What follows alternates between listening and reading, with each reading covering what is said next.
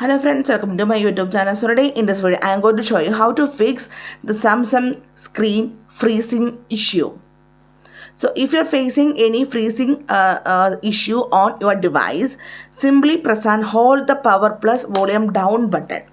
To do the force to restart option, press and hold volume down button and the power button for a couple of times to wait for the phone to restart. Don't remove the fingers.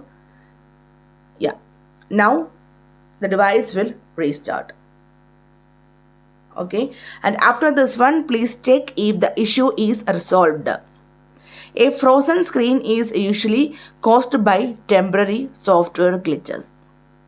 A forced restart can quickly bring the phone back to normal. Okay, now you can see we successfully restarted. So simply in this way we can fix the Samsung screen freezing issue on this device. So hope you guys enjoy this video. Thank you for watching. Thank you. Bye bye.